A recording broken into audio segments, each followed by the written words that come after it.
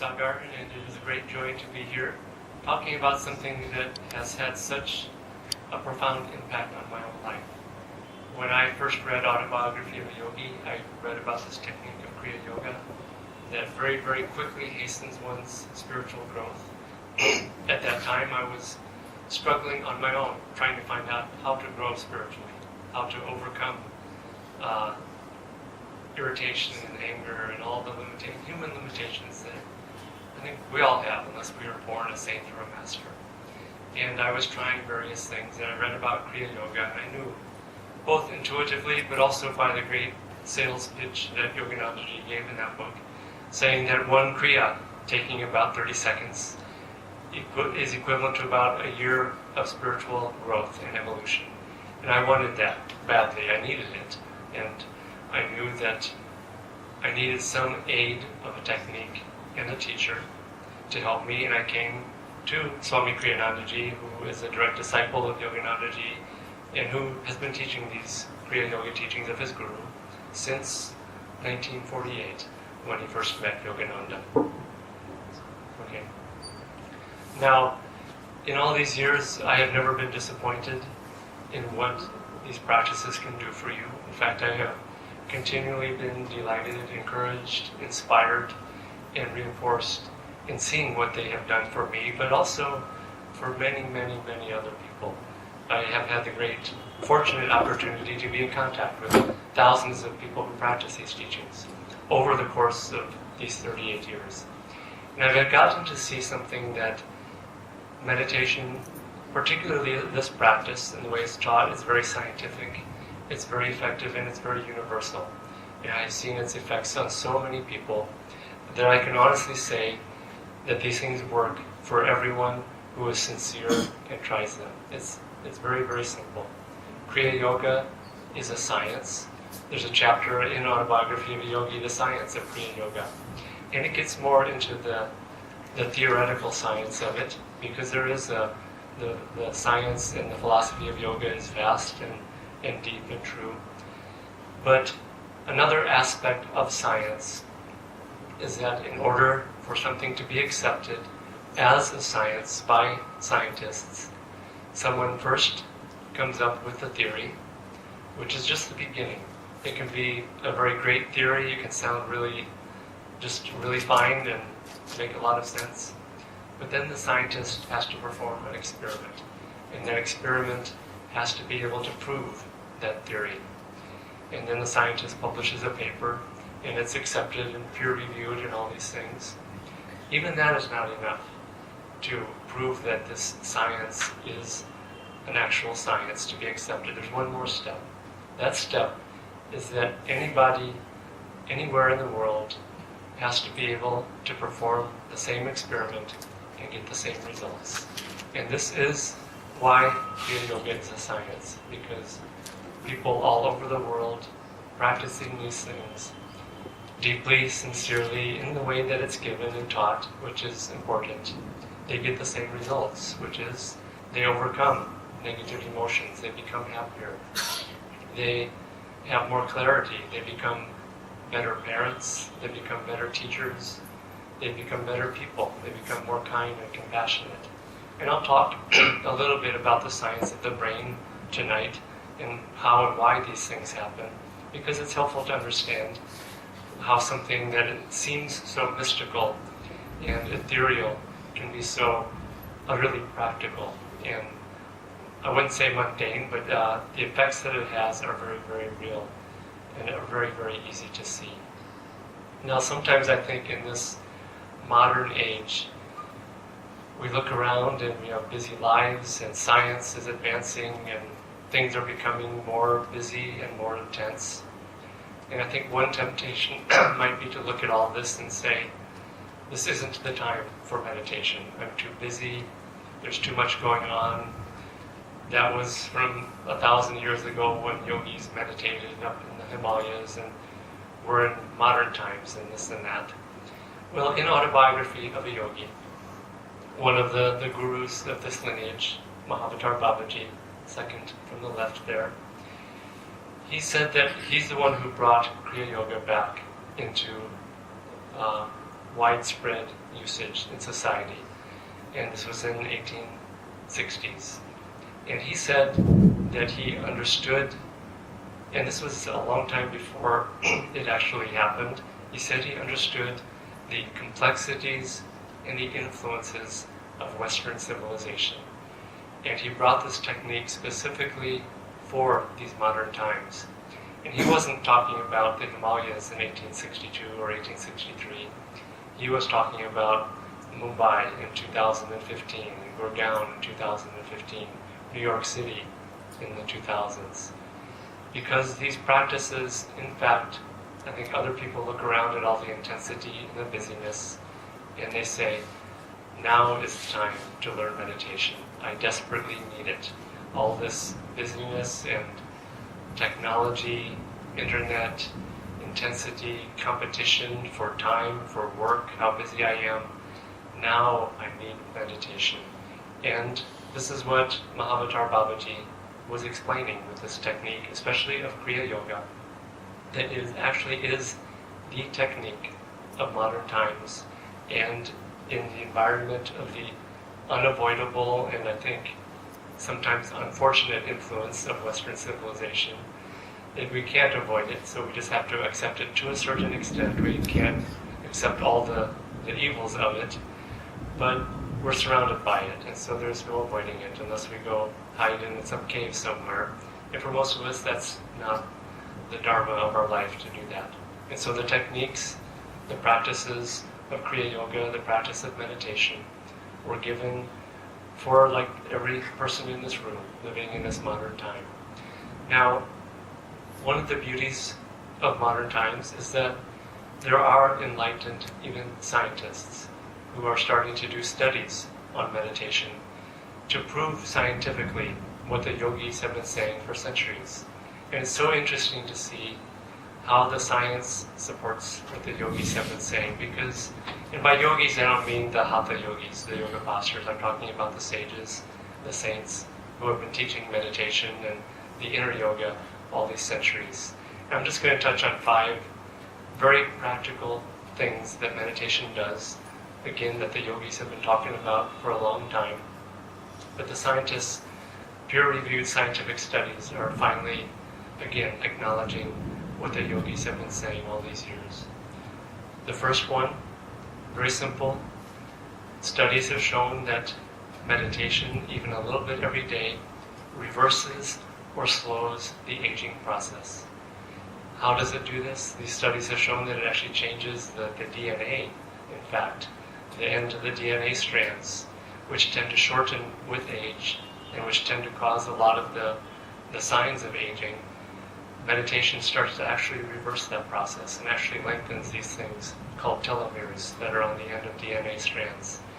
And this is why people who have been practicing meditation for many, many years, they do tend to look a lot younger than their actual ages. I think you could probably do the math from what Sagar said about my own age. I don't like to talk about it, but in fact, meditation does slow down the aging process. And in fact, some studies have shown that it actually reverses it. They've done tests of what they call the biological age, which is heart rate, blood pressure, all the things that tend to decline as the body gets older. And they have found that with meditation, some of these things actually start to reverse. And in some way, people become literally younger biologically in the way that their body works. The second one that is extraordinarily helpful and needful in this day and age is that meditation reduces the effects of stress. Stress essentially is this unrelenting pressure in one's life, in one way or another, whether it's noise or pressure of job or family or the body doing things and ill health and all this. And this unrelenting stress starts to cause side effects in the body. It starts to release certain chemicals in the body that cause a lot of problems. And again, scientific studies of meditation shows that meditation starts to reduce and reverse the effects of stress and the effects that it has on the body.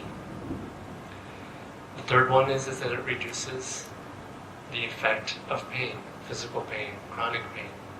these studies are actually very, very interesting because they found that most of these studies found that two things especially reduce the effect that pain has on people's reactions, because pain essentially is neutral. Yoganandaji said all conditions are neutral. We might not think that way sometimes, but he said it's our reaction to those things that causes suffering. And he said that and these studies have shown that meditation reduces the influence of pain and the perception of pain becomes much lessened. But it was also very interesting, one other thing that they showed that reduces the effects of pain. It was people who were looking at a picture or a photograph of a loved one. And that also reduced the effects of pain. And I chuckled when I heard that, because we combine the two when we meditate. We sit in front of the altar with our loved ones here, the gurus. And the only problem with looking at a picture of a family member who's a loved one is that if you are in the middle of having an argument or a fight with them over something, looking at their picture might not reduce the influence of pain, but looking at saints and masters, in fact, does have that beneficial effect. Another one that they've studied is that meditation enhances and strengthens the human immune system. It makes us more resistant and strong from the inside out, rather than taking a pill from the outside in. Meditation changes us from the inside out. Now the last one I'm going to mention, this is just 5 of many, many things, but the last one is the most important because it has the most meaningful and impactful effects on the human being, which is that meditation changes the brain. And this is really almost groundbreaking because about 25 years ago, up to that point, throughout the history of medicine, the brain science, the best brain scientists would say that the brain could not be changed after about the age of 20 or 25, and that it started going downhill from there. What's very interesting is that Yoganandaji in the 1920s and the 1930s was already teaching the science of yoga, which was that the brain is plastic, meaning that the brain can be changed, and that positive thoughts, positive thinking, affirmations, chanting, but especially meditation, it actually changes the physical structure of the brain. And when we change the physical structure of the brain, we start to change our outlook on life, our perception, how we view the world, our ability to deal with stressful situations, with human relationships, all of these things. Where meditation especially changes the brain is in the prefrontal lobes. Interesting, again, the yogis have taught for centuries that when we meditate, we concentrate up here at the point between the eyebrows, the spiritual eye. And very simply, that attention there brings more blood, it brings more energy to that portion of the brain. And it's that part of the brain that is responsible for a lot of the problems, but also a lot of the solutions to our life.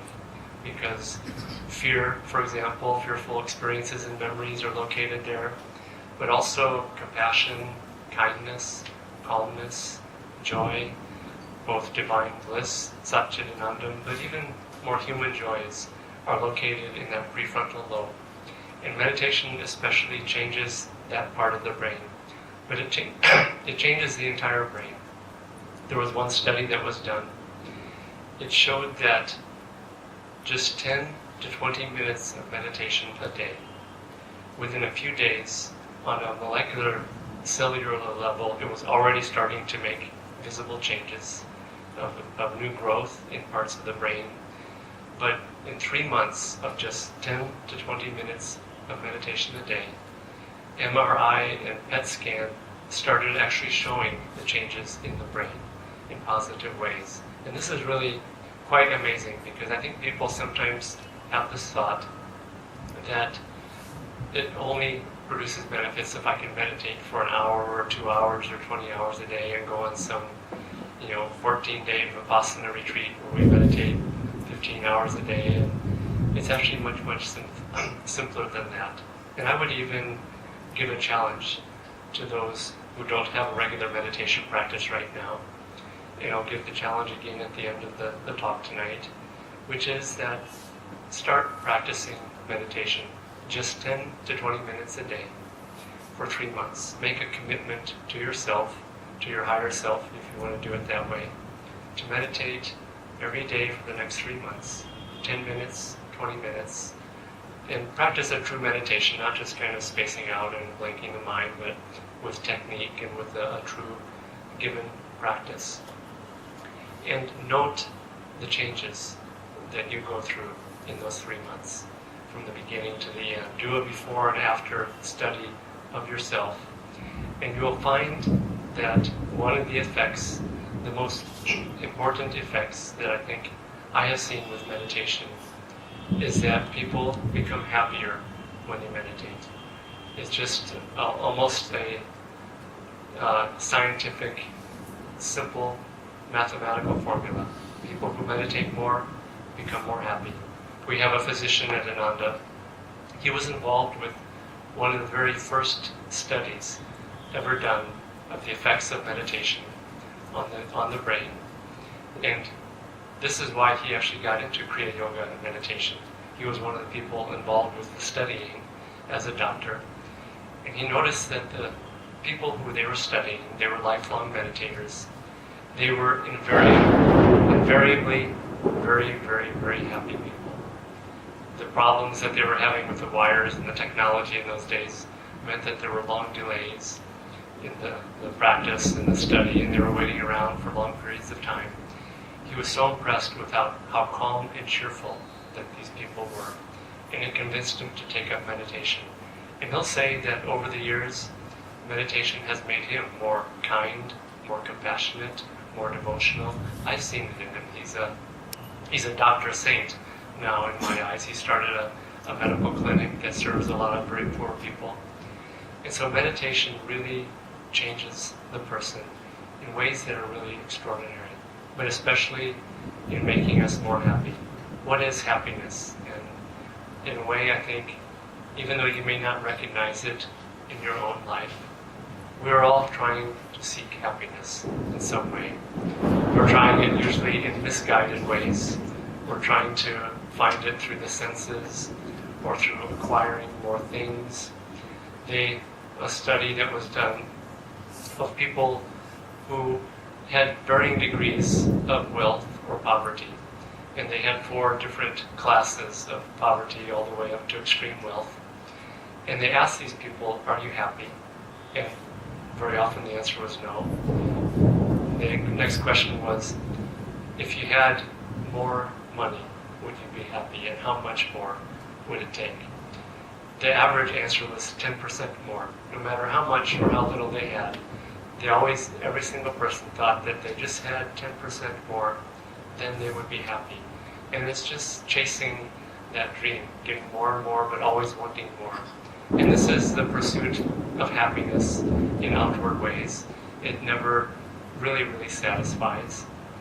And I think we've seen ourselves and others trying to find happiness in this way, find it in that way, and we pursue a particular thing for a while, and it gives us some happiness, but then it becomes more boring and it stops fulfilling us.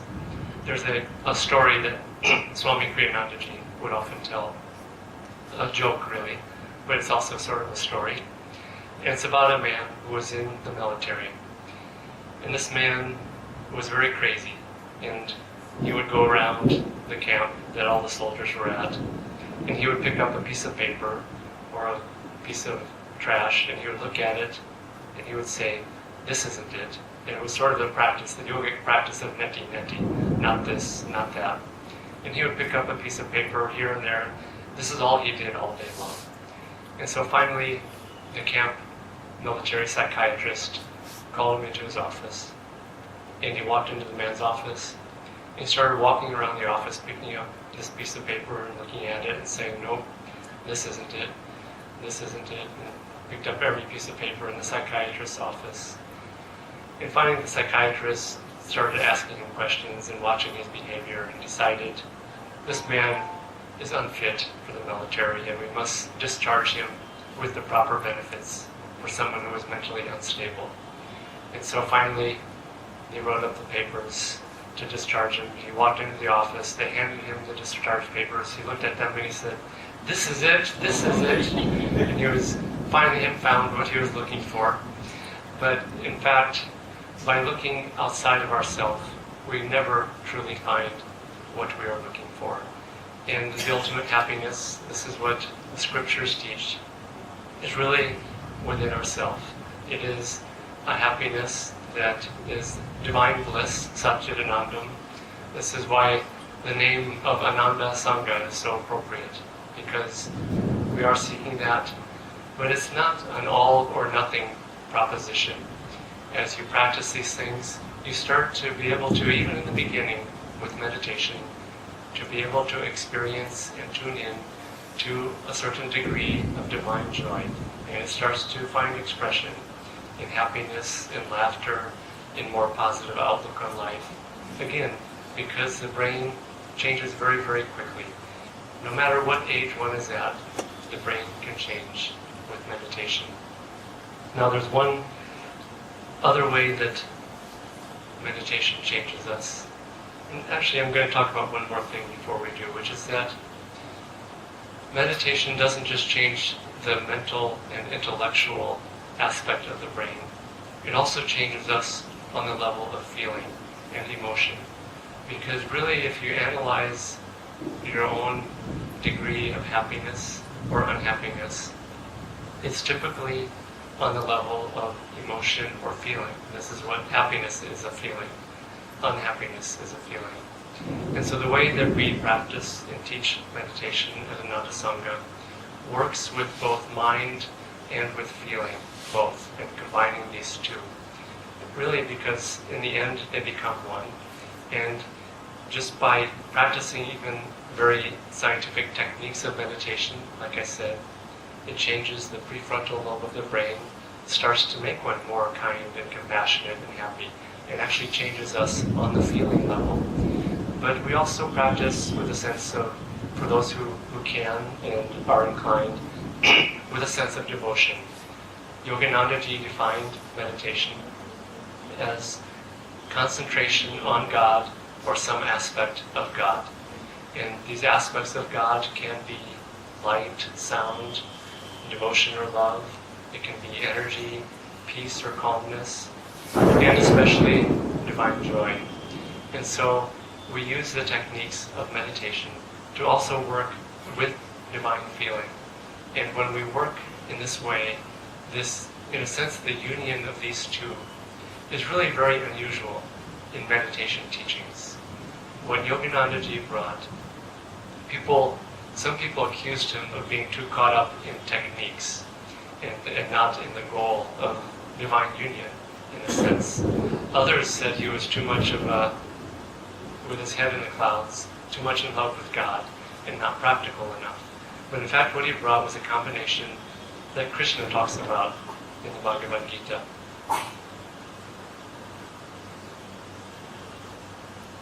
Here he says, in chapter 12, stanza 1, Arjuna said, "Between those who worship you with steadfast devotion and those who concentrate on the Absolute, which is better versed in the yoga science?"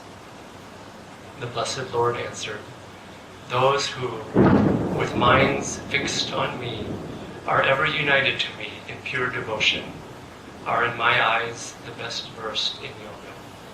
And so he's saying those who fix their minds on God, but also their hearts, both. And it's a combination of those two things, which really gives the deepest meditation effects in the end.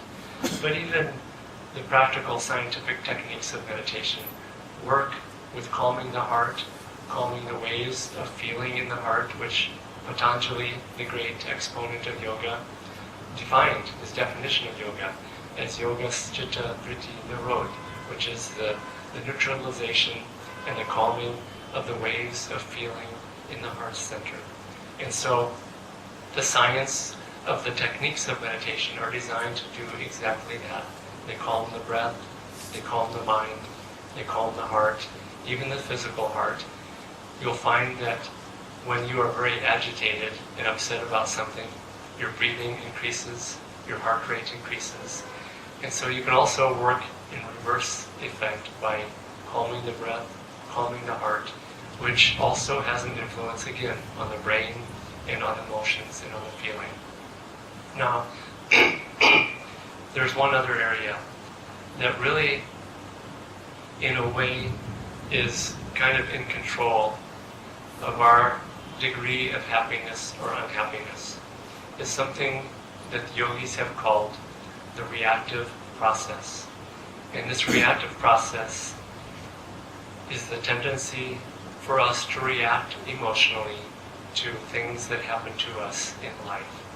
And this is why people seek happiness in outward ways, is that they find that they feel a little bit of happiness when they eat a certain food, chocolate or ice cream or some particular sweet. And they feel sad when a certain event happens. And so, because of this, people go through life seeking happiness outwardly and trying to avoid unhappiness. And people do this in very, very many different ways. One of those ways is try to deaden the feelings of the heart. People do this through drugs, through alcohol. Yoganandaji said something very interesting. He said he was talking about people who try to find happiness through alcohol. He said the purpose of what they're doing is actually all right, is the way he put it. When they drink alcohol, the purpose is all right, but the results are all wrong, and the method is the way he put it. The method is all wrong. So he was saying there's actually a glimmer of truth in the sense of what people are trying to do, but the method is not right. And the true method is not to deaden the feelings, it's to lift them up and inspire them and uplift them, bring them up from the emotional responsive level upward and into unity or union, yoga, to the point between the eyebrows.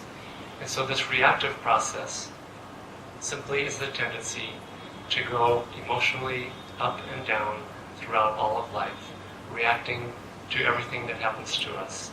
And because this world is going to be a fairly rich and equal mixture of good and bad influences, we will be going like a roller coaster ride, up and down, with our emotions, going through this reactive process.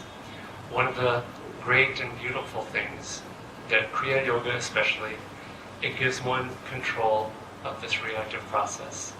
And what that means is that rather than reacting to every event that happens to us, we have control of the life force, especially within the astral spine, as the yogis talk about it. And we can be in control of our degree of happiness or joy at will. And this really is what Patanjali talked about as pranayama, control of the life force. When you have control of the life force, you have control of your reactions to events in life, and you can be happy and joyful and peaceful under all circumstances. I'm going to use a very dramatic example of this. And I've seen so many examples of Kriya Yogis. Swami Kriyanandaji was a great one who was just in a state of divine bliss no matter what happened in his life. And he had a lot happen. A lot of health challenges and tests and persecution and many things. And he was in a state of joy and freedom throughout it all because he was in control of this reactive process. The other example, one that was very close to me, was my wife. She was a great Kriya Yogi for many, many years. And she went through a struggle fighting with cancer for 10 years or so. And finally, when the sands of her karma were up and it was time to leave the body, and it spread to her brain. And she was in such a state of joy and freedom that it was truly awe-inspiring because I knew where she had come from. I knew the before Kriya Yoga and the after Kriya Yoga person. And you could see the dramatic influence that the practice of Kriya Yoga had on her. And it just suddenly, towards the end of her life, suddenly this cancer spread to her brain and she knew that what was happening. And we had to go to a doctor and have an MRI done on the brain because the doctors had to be able to check off and be responsible for saying, okay, this is what's happening, but she already knew. And she could not stand up at that point because her vision and balance was going. And I was wheeling her in a wheelchair to have the MRI being done. And she said to me, she knew that I was going through a lot of emotional turmoil. She was just very calm. And she said about 10 words, but 4 of them was control the reactive process. She was straight to the point about what I needed to do. And this said a lot about her. She wasn't thinking about her own problems. She was thinking about another person. She was thinking compassionately, kindly, and wanting to give to me and help me. And in the last 2 or 3 weeks after that, that's all she had to live. She was in such a state of joy and good humor that it actually helped me a lot. She would joke about things and even her own condition, and there was a sense of complete freedom and divine joy. And this is the fruit of Kriya Yoga practice. She was in control of the reactive process, so that it gave her the ability to feel divine joy under any circumstances, even what might be perceived as the worst possible circumstances. And so this is the benefits of Kriya Yoga and meditation. It changes the person from the inside out. And you will find that it also changes outer circumstances over time in many ways. One of the ways that it does this is that it changes our own magnetism. Magnetism is a very, very important and not very well shared or talked about quality that has a very, very important influence on our lives. I think you would find that if you really analyzed it closely, many of the great things that have happened in our lives were the result of our own magnetism. We attracted a particular friend, or we attracted a particular opportunity through our kindness or our positive thinking. Another way to look at magnetism is most people, when they try to effect a change in their life, they try to essentially rearrange the circumstances of their life, whether it's their job, their friends, their spouse, the color of their hair. They think that if I just change these circumstances, it will improve my life. And to some extent it can, and sometimes does. But typically the pattern just goes back to the same kind of friends, the same kind of job, and the same kind of situations, unless they're making meaningful changes in themselves. If you change yourself from the inside out through practices like meditation and even positive thinking, you start to change your magnetism. And a good example of how this works is when I was in grade school, we did a little bit of an experiment where we took a piece of paper, and on top of that piece of paper, we put some powdered iron on top of that paper. And then we put a magnet underneath the paper, right up against the paper. And those iron powder, those iron filings, arrange themselves around the underlying magnetism. And if you try to rearrange that powdered iron and move it around, it would always go back to the underlying magnet and the underlying magnetism.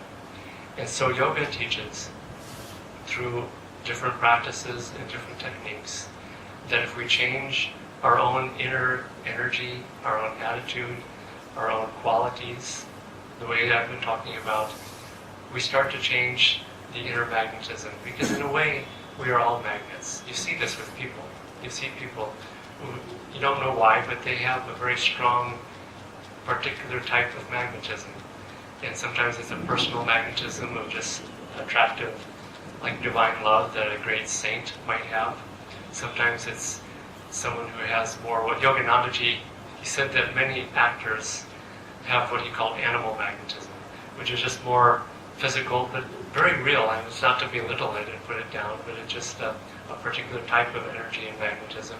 Not all. Some have a more spiritual energy and magnetism that you can see.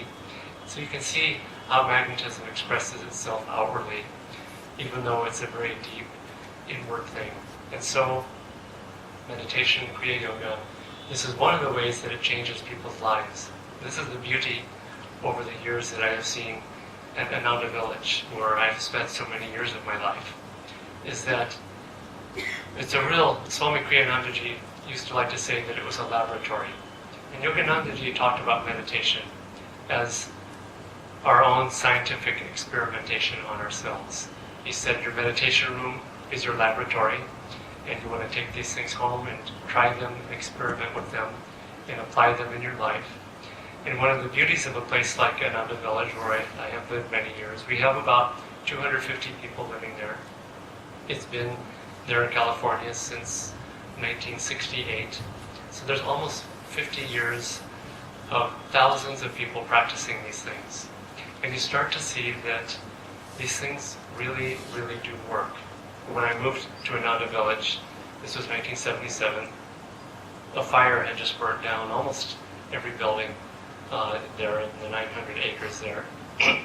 And the people who were there were very, very unskilled and very, very impractical. It was sort of coming out of the hippie era, which was not a very practical era in many ways. And so people had this sense of their head being up in the clouds in certain ways. And those very same people, over the years, built an extraordinary village, an incredible spiritual retreat, schools, teaching children in incredible ways, art, music, architecture, all these things. And I can only say that it was the power of meditation and Kriya Yoga that changed those people so that they could do those things. And so meditation and these things allow people to do great things. And it's also, again, very practical and scientific. I was thinking of this just the last couple of days. Over the years, because where we live, in California, where I've lived, I've never had a mobile phone because we don't have reception way out in the country there. So it's only in the last few months that I've actually started using a mobile phone for the first time. And I just in the last few days finally installed an app that was developed by someone at Ananda Village. And this app is called Swipe, S-W-Y-P-E. It's an extraordinarily successful app.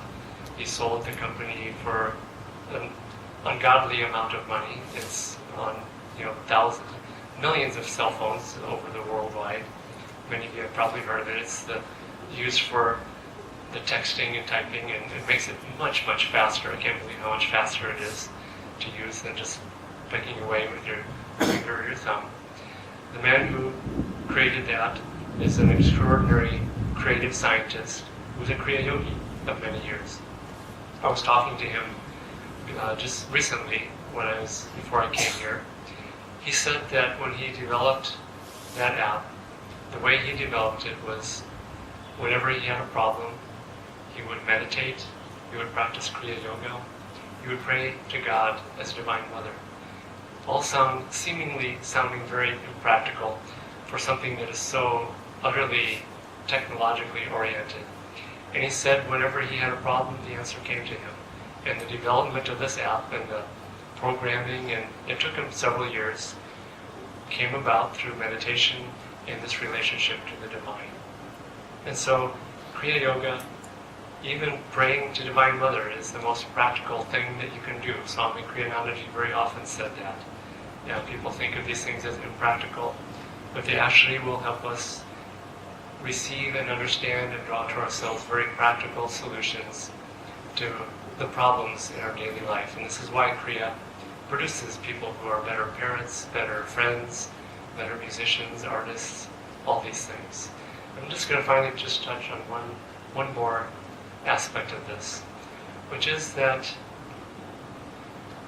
Yoganandaji talked about meditation as having very simple and clear effects, even if you don't believe in God.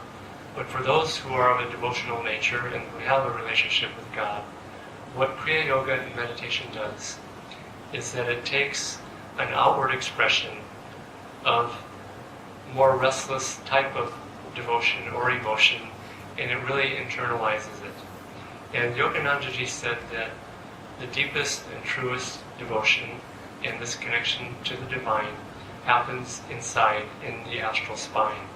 He said that the spine is the true altar of spirit, and meditation gives one the ability to take an outward expression of devotion to whatever form of God that you might worship, And it starts to take it into a much richer and deeper and truly sublime inward relationship. And it's not to put down the outward relationship. In fact, I think that outward is needed to start to prime the pump and to get that energy going.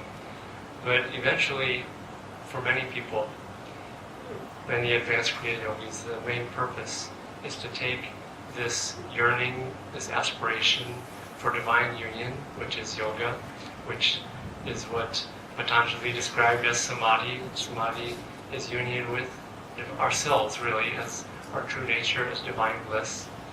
But on the way there, having this relationship to some aspect of the divine and worshiping again on the altar of spirit is a way to take something that is very, very true and to interiorize it and to bring it up to a much deeper level. And this is really what the great saints and the masters have. They have a deep, pure, internalized love for the divine, for God, that finds outward expression in sharing and giving to others.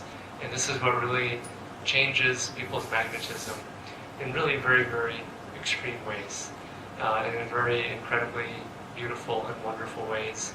And again, it's also extraordinarily practical. I just will share one final short story about how Kriya Yoga can help us in the most mundane ways. I was working for Swami Kriyanandaji on his staff many, many years ago. And I was working as the gardener at the Crystal Hermitage, the grounds, these beautiful gardens in Ananda. And these gardens were just being installed for the very first time. And I was in charge of the gardens and the landscaping, and there was a fountain that had just been installed, but nobody could get it to work. And the people who had installed it, the electricians, the plumbers, everybody, they could not figure out what the problem was. And so finally they left, and I was left there standing with the problem. And Swami Kriyananda, because I was responsible for taking care of these things, he looked at me and said, "So, what are you going to do about this?" And I had no idea. I don't have any training in electricity or plumbing or any of these things. And so one day, out of the blue, I was meditating. I was practicing Kriya Yoga. I wasn't thinking about this problem, although it must have been in the back of my mind. As I was meditating, suddenly out of the blue, this, I can only call it an inspiration, although I think many people might not believe that the solution to a plumbing problem could be called an inspiration. Yeah. But in fact, it was an inspiration because the solution suddenly came to me. It was a very odd, counterintuitive, or actually intuitive answer to the problem, and we were able to fix it. And it didn't come from learning from the textbook about how to fix these problems. So even something as mundane as fixing a plumbing problem can be solved through Kriya Yoga, through meditation. And of course, all the problems in one's life, relationships, family, health, finances, what to do with your life, all these things, when you meditate in the truest way and really tune in to inner guidance, intuition, divine inspiration, whatever you want to call it. And again, it produced this extraordinary app called Swipe that has helped many people. And that app was based simply on the desire of this Ananda person to help people to communicate better with each other. It was a very sincere desire, a very selfless desire, and the result from meditation, from prayer, was extraordinarily practical. So I'll come back to just the challenge to make meditation a part of your daily life, if it isn't already. And again, you don't have to do that much. It can take just 10 to 20 minutes a day for 3 months will affect very, very noticeable changes in the brain. And so, again, if you're so inclined, make a commitment and a promise to yourself that you'll do this experiment. 10 to 20 minutes a day, what is that? It's so simple. You can even break it up into 2 sessions a day, morning and evening. Do 5 or 10 minutes in the morning, 5 or 10 minutes in the evening for 3 months, and do an introspective study of your own self and see if you notice any changes in your attitude, in your level of happiness, in the way that you react to events around you, And I think you'll find that even in such a short time, these things can really change you. The hearing Mahashai, on the left here, he used to tell all his Kriya Yoga students, he would quote from the Bhagavad Gita, Krishna saying, even a little practice of this inward religion will free one from dire fears and colossal sufferings. And that's just a little bit of this practice, as the scientists are starting to show. More practice, regular daily practice, gradually expanding the time, will start to make such changes in your own self that, like many other Kriya Yogis, including myself, after 10 years, 20 years, you'll look in the mirror and you will hardly be able to recognize yourself because of the changes that have happened through these beautiful and wonderful practices. So I think that's all I have to say on these lines. And I think we'll open it up to questions. If people have questions about meditation, Kriya Yoga, anything specifically that I've talked about, and maybe Sadhguru will help me.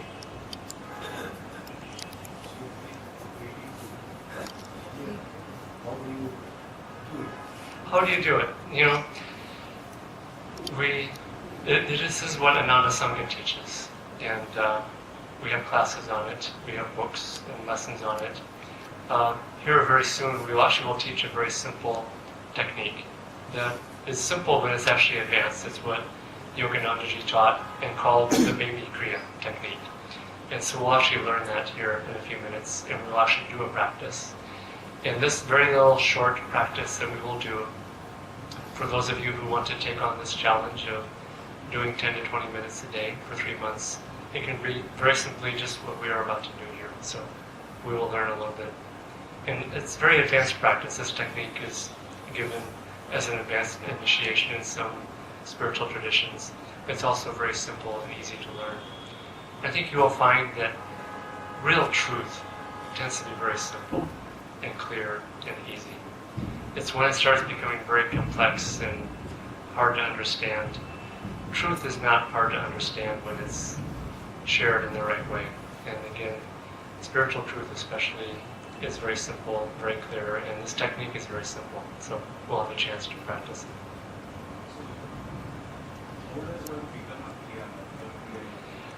Sagar is asking a question. I think he already knows the answer, but he's asking, how does one become a Kriya Yogi? It's a process. We, as disciples of Yoganandaji and this lineage, we are true to them in teaching these things the way that they taught them. And so we are very true to following how Yoganandaji shared these teachings. And the Kriya technique is one of 4 techniques that are part of a package of techniques that constitute the path of Kriya Yoga. One of them is the technique we're going to learn tonight. Very practical. And so there's 4 techniques and practices. And it takes about a year of regular daily practice, starting with this 10 or 20 minutes. So the clock starts ticking tonight if you start practicing Hamsa, this 1-year process. And it takes about a year of instituting a daily habit, daily understanding of meditation before one is eligible to be initiated into the Kriya technique. And the Kriya technique is more of an advanced technique. I think people ask, well, why can't I learn that right away rather than waiting a year? There's a few reasons. One is that what I said, Yoganandaji didn't teach it that way, except extremely rarely. He taught it to Mahatma Gandhi and one other person that I know of right away. But the real reasons why he did it this way is one, that I've seen that people who learn it too quickly, they don't get the results. And because they don't get results, they stop practicing it and they think, well, this technique is worthless, it doesn't work. So the preparation is important, to have some experience at meditation the way that Yoganandaji taught it. The other reason is that it's very important to have a strong daily practice established before taking a technique like Kriya. Because when one receives the Kriya technique, one takes a vow. It is an initiation. It comes with a blessing and the power of the gurus. And so it's given as an initiation, and the student takes a vow to practice it pretty much every day, essentially. And so to have that time to know that you are ready to practice it every day and make that commitment is very important. So, but it's also just a whole, it's not just a technique, it's a whole comprehensive spiritual path and a package of practices and attitudes. Yamas and niyamas are very important, and all these things, they all work together. That's a very effective and very powerful practice. So, any other questions? How is Kriya Yoga different from How is Kriya Yoga different from Ashtanga Yoga? Well, if we're going to the source of Ashtanga Yoga, which is Patanjali's Yoga Sutras, and not just the outward modern expression, called Ashtanga Yoga. That's a very particular expression of it, but to really Patanjali's teachings. Kriya Yoga, the whole comprehensive path, actually it's based on Ashtanga Yoga. Yoganandaji taught his principles parallel or from Patanjali. It's not that Patanjali had a particular spiritual path. It's really that he discovered the path that everyone must go through in order to find samadhi or divine union. It doesn't matter what religion or spiritual path you are, one must work with yama and niyama, and then start working with meditation and asana, meaning not the yoga postures that some people think is Ashtanga Yoga, but you meant one asana, not plural. The asana to sit very still and upright in meditation. And then pranayama, which is control of the life force through Kriya Yoga. Kriya Yoga is a technique that gives one pranayama. Then the last 4 limbs of Ashtanga Yoga are deeper and deeper ways of interiorizing and withdrawing the life force from the senses, concentration, absorption, inner communion with an aspect of the divine. And when that absorption becomes complete, there is merging, there is divine union, which is samadhi, which is yoga. And so Kriya Yoga as a technique takes us through all those steps. And Kriya Yoga in a way is not a religion. One time somebody asked Swami Kriyanandaji, what do you do with your life? You met this person in a restaurant or somewhere in public. And Swamiji explained that he shared these teachings of meditation. And this person said to him, well, I have a confession to make. He said, I'm not very religious. And Swami Kriyanandaji replied very quietly, well, I have a secret too. I'm not either very religious. He was very spiritual, but his practices weren't based just on a particular religion or system of rituals. It was based on the inner spirituality and the inner path that all must follow, which Patanjali described so eloquently and beautifully and clearly in the Yoga Sutras. And Swamiji wrote a very beautiful commentaries on Patanjali's Yoga Sutras. It's called Demystifying Patanjali, because many commentaries become very abstruse and philosophical and sometimes very difficult to understand. And again, true spiritual teaching, Swami Kriyanandaji was brilliant at taking very abstract philosophical ideas and making them very clear and very understandable and very practical and very useful.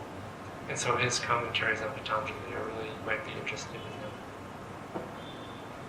Can we learn the practice of Kriya Yoga? No. Like I said, it takes about a year of preparation to learn Kriya because, like I said, people who learn it right away, they tend to not get any results. And the preparation is very important. But we will learn what Yoganandaji called the baby Kriya tonight, which has some connection, it has some similarities to the Kriya technique. Is it baby Kriya or the first step? Yeah, towards Kriya. That's one of 3 other practices, towards Kriya. About the hum saw technique. Yeah. When you start inhalation, you start chanting hum, mentally. Yeah. Till the inhalation is complete. Yeah. So how many times you chant hum till one inhalation? Just once. It's a long drawn out. Acha, it is to be extended. Yes. One hum only. Yeah. Is to be mentally stretched up to the inhalation. Yeah. And we'll talk about this because this is the technique that we're going to learn here in a few minutes. And the extension also. Same also. Saw. One saw. Is to be extended. Yes. Till the full exhalation. Yeah. Any other questions? No? What is the role of mantras in meditation? The role of mantras can be extremely helpful because mantras have a vibratory effect on our consciousness. And the technical practice includes a mantra. Om Sa is the mantra, and especially these bij mantras or seed mantras, just on a very basic vibratory level, can change our own level of consciousness. What about Gayatri mantra? Gayatri mantra is an extraordinary mantra, perhaps the most sacred and ancient mantra, and it's still used after all these many thousands of years because of that. So that's also an exquisite, beautiful mantra which many of us at Ananda chant on occasion or regularly. How to get started? Yeah, how to get started? Well, we'll get started here in a few minutes with learning the Hong Sa technique. But Sagar will explain, we have classes here that we teach in Mumbai that take one all the way up to Kriya initiation. We also have online classes that you're able to do it online or through books, or even together at the same time. But Sagar and Barakiel are the ones who are the Mumbai component of Ananda Sangha, and they can answer a lot of those questions about practically how to do it. And there will be a beginning meditation class taught here in this building, right here, in a few months. But we will get started this evening first with this Hong Sa practice. What is the difference in the teachings or classes given by Yoga Satsanga Society and Ananda Sangha? Or they are same Between which? between Yoga Satsanga Society Yeah. and Ananda Sangha? The question is, what's the difference between the teachings of Yoga Satsanga Society and Ananda Sangha? They're almost precisely similar, exactly. Similar. Yeah. Similar. Yeah, we teach Yoganandaji's teachings, and we're very true to him. They're just different organizations. Yeah. But the teachings are the same. Yes, they are, yes. And it's the same preparation, the year-long process, and Kriya Yoga being part of the package. And, yeah. So. Why this different? Why the different name? Swami Kriyanandaji started Ananda Sangha. He was a direct disciple of Yoganandaji, spent some years with him. And Yoganandaji told him that his life's work was to teach, right, to share these teachings. And he felt that he was, in a way, he was ousted from his guru's organization after Yoganandaji left the body. But really it was, I think the guru was sending him out to be able to start Ananda Sangha in the way that needed to find freer expression that was not possible in the confines of that organization. It's a much longer story than that. That's the condensed version. And we have great love for the different organizations. We're guru cousins and brothers. I actually have an identical twin brother who's a Kriya yogi, and he's a monk in SRF, YSS in America. And we're very close, obviously. Wouldn't any form of meditation be similar? That is Kriya Would- or the Would any form of meditation be similar? You know, it's kind of like asking, is every car the same? And some automobiles are a lot better than others. Some, are very cheaply made. Some promise a lot, but first time you turn it on, it fails. And so, I'm not going to speak ill of other meditation practices. There are many true, deep meditation teachings. There are some that are more New Age, that are just sort of invented out of someone's mind, in a way. And the best, truest ones are ones that have withstood the test of the centuries. And Kriya Yoga and the Hong Sa that we're going to learn have been practiced for many, many centuries. And they've withstood the test of time. And you might ask, well, maybe some new version would be new and improved. That's what everybody wants in this day and age, is new and improved. But in fact, human nature has not changed. 2,000 years ago, somebody was getting frustrated with their camel not being able to cooperate with them and carry them, and now they're getting frustrated with your automobile. And it's the same frustration and the same human nature. And so the techniques that were effective 2,000 years ago are effective even now because they work on human nature, but they've also withstood the test of time. and many, many people doing these things. What's that? Yeah. Is Raja Yoga a subset of Kriya Yoga or the other way around? Raja Yoga, in a way, Kriya Yoga is part of Raja Yoga because we don't just do techniques. We also practice devotion. We also practice right attitude, all these things of Patanjali. And so the techniques are, in a sense, part of the science of Raja Yoga. Can Kriya Yoga heal some physical Can Kriya Yoga heal some physical ailments? ailments? Some, yes. Not all. So much depends on karma, but because, like I said, meditation can actually alleviate the outward physical effects of constant stress. There are some things that can be alleviated, improved, some physical things. Our physician, Kriya Yogi at Ananda Village, who runs this clinic, says that he's noticed over the years that his Kriya Yoga patients tend to be healthier. It doesn't mean they're completely free of all disease. We have this mass karma of this world of certain diseases that seem to hit everybody in this day and age. But yeah, there definitely makes notable improvements.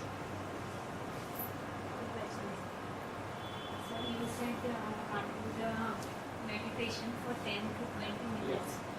In the starting, suppose I do for the first 2-3 days, I can be doing 10 minutes or 8 minutes.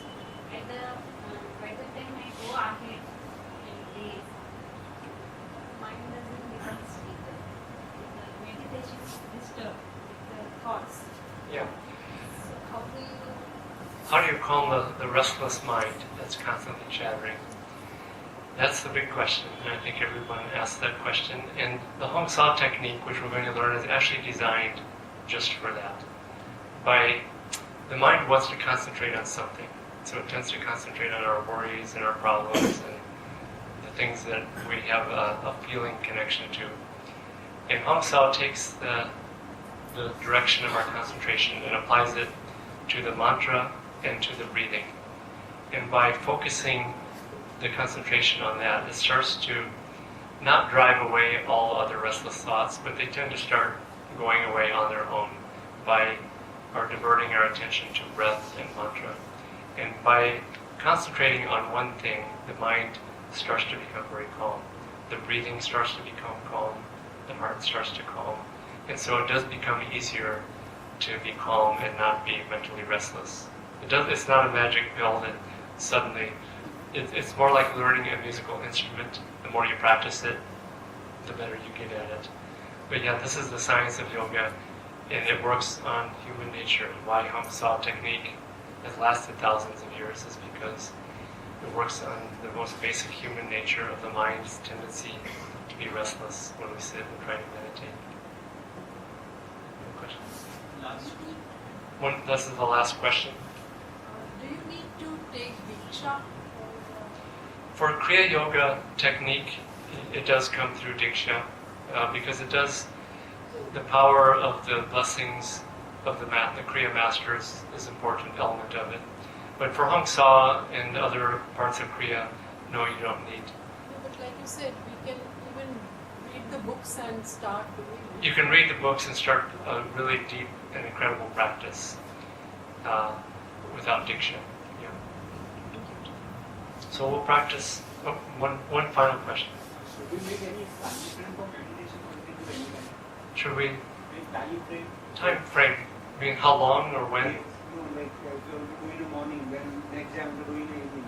Is that okay? It is ideal to do both morning and evening, but do it whenever you can.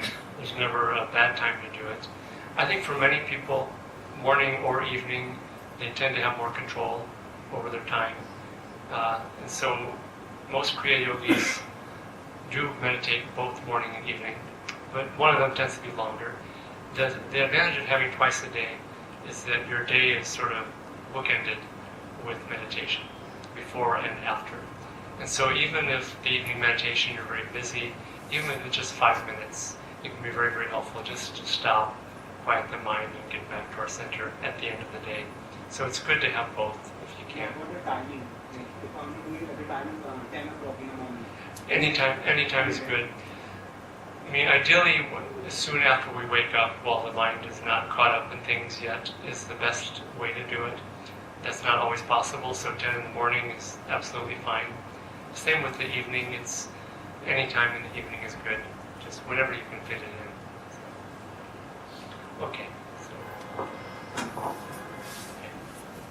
One first important step for meditation is the right posture. You'll find that if you're slumped over like this, if you go through life slumped over and looking down like that, you're going to start becoming more and more dejected. And posture really affects our state of mind. So with meditation especially, it's important. What's that? Yeah. Yeah. So straight spine, that's Arjuna, the bow was straight. Now, I'm also going to read from the Gita very briefly what Krishna says about how important it is to calm the mind for meditation and how we do this. Each time the fickle, wavering mind wanders from its course, let him withdraw it and redirect it toward the task of controlling it. And this is really the Hong Sao technique, is how it works, and I'll get into that in a moment. So let's sit upright, have the shoulders slightly back, chest out. If you can get away from the back of the chair, that's ideal. But the back wants to have a little bit of an arc to it, not a perfectly straight back, but a little bit of a natural arc to it. The hands want to be palms upward on the thighs. The palms being upward, that denotes, gives us a feeling of receptivity and going upwards. The eyes also want to be gazing upwards towards the spiritual eye. We're not looking cross-eyed, we're just gazing gently up. One way to do this is to take your thumb and put your arm out in front of you. And put your thumb at about the height of the top of your head, like this. Let's all do this. And look at your thumbnail. And that's about where you want to be looking up and out as you gaze at the spiritual eye. So bring the hand back down. The eyes can be closed, or they can just be half open, gazing upward. And then try to be very, very relaxed physically. It can help us to relax, to tense the whole body, and then consciously relax. So let's tense the body and consciously relax the whole body. This helps to relax some subconscious tension that we carry around that we aren't aware of. Again, tense the body, and then completely relax the body. And now we'll do some deep, measured breathing. Take a long, slow, deep inhalation. Hold the breath. A long, slow exhalation.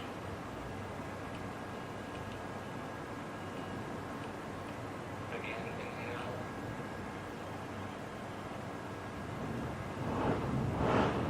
Hold the breath.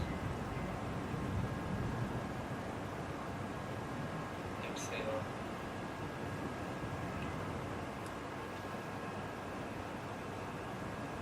And now take a deep breath. Let the breath out. And then just let the breathing happen completely naturally. Let the breath do whatever it wants to do. We'll be mentally observing the breath, almost as if someone else were breathing. So we're not controlling it or modulating it or anything. We're just breathing naturally and observing the breath wherever you notice it. If you notice it in the lungs, feel or watch it there. If you feel it in the nostrils, be aware of it there. Our part now is not to control, but just to observe the breath as if someone else were breathing. Eyes are gazing upwards to the spiritual eye. Mind and attention is on the breath.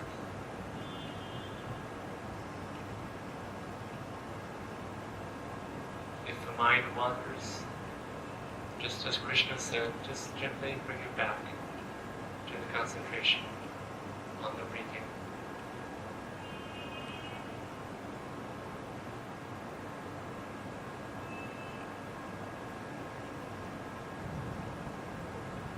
And now we'll add another element, which is mantra. Again, we're not controlling anything with the breathing, but as we're watching the breath, we're going to add the mantra Hong on the inhalation. This is H-O-N-G or H-U-N-G. And just throughout the entire inhalation, it's a long, drawn-out Hong with a slight ringing sound or quality. We only mentally chant Hong with the inhalation. With the exhalation, we mentally chant Sa. One long drawn-out Sa with the exhalation. So the object of our concentration now should be watching the breath, mentally chanting Hong as we inhale, watching the breath and mentally chanting Sa as we exhale. And we'll practice this for about 5 minutes. If the mind wanders, again, just gently bring it back to its focus on the breath and on the mantra. And also be sure to be physically relaxed as we are doing this.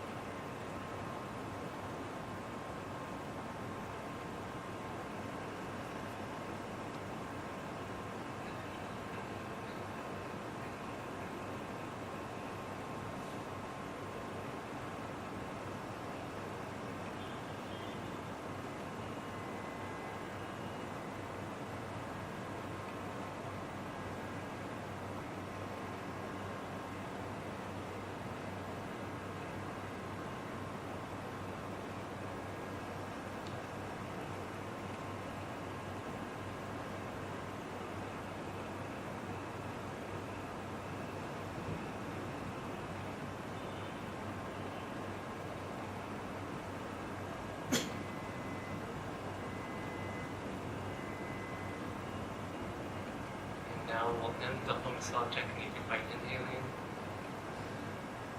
let the breath out, and forget the breath, forget the mantra, keep the eyes gazing upward, and just try to be aware of a sense of deep peace or calmness. You might feel some inward joy at the heart center or in the brain. Just enjoy these positive feelings of stillness and calmness.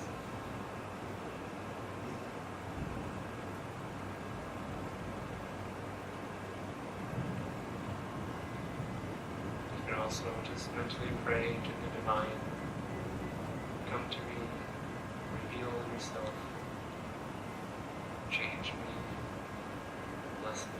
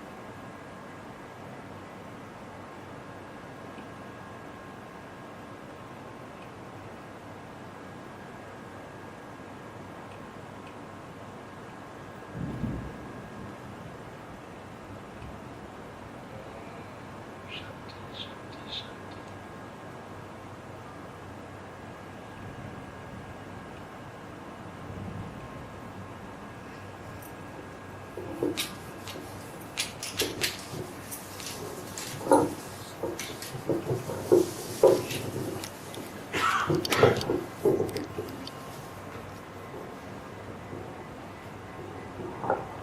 you can see, meditation is very simple. That technique is very simple. And it produces wonderful results. Do people enjoy doing this saw practice? So, I'm going to give you a homework assignment for those of you who feel like you're students still after a few years of life or many years of life, which is simply to take on this challenge, which I gave a couple of times already. Try to establish a daily practice of meditation, 10 to 20 minutes a day for 3 months. Mark your calendars. You can check off your calendar every day if you like when you've accomplished each day. And you can practice what we just did. Do the home saw technique for perhaps 5 minutes. You can then practice true meditation on some aspect of God, whether in form or just in the form of peace or calmness or divine joy, for another few minutes. So let's call that 8 minutes, 5 minutes of home saw practice, 3 minutes of inner communion, or longer if you like. But this is a way that you can easily do 10 to 20 minutes a day for the next 3 months, and look at what the changes might happen in your life. So, thank you all for coming tonight. It's just a pleasure to meditate with you all. There's a question here. What is the meaning of the word? Aham saw, the meaning of the word, it's based on Sanskrit aham saha, which is I am he, or I am spirit, which is he being the impersonal aspect of the divine. So it's I am spirit. So it's also an affirmation. But more important is the vibration of hang sa, which the power of mantra is in the quality of the sound. And in this case, the vibration instills in us the meaning, which is it helps us to feel and become one with this understanding that I am one with the infinite. What's that? There's no sound. It's purely mental, and the breath should not make a sound or anything like that. This affirmation is the same as it is affirming Western credit. I am that. Yeah, I am that. Same thing, exactly. So. Would this be any different to what we conceive as Om? Yeah, well, I mean, to say Om, you mean? Well, Hum Sa, the beauty of this as a technique is that it works with the breath, and it helps to calm the breath. And so the breath also gives us a focus of concentration. If it's just mental Om, it can tend to be only mental.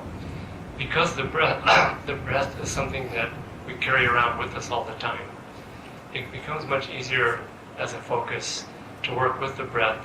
But that mantra combined with the breath has a very particular power to calm the mind in very unique and effective ways that I suppose chanting Om could do it to some extent. But this particular technique is designed to calm the heart, calm the breathing, calm the restless mind. So it's very scientific the way this technique has been given and its purpose.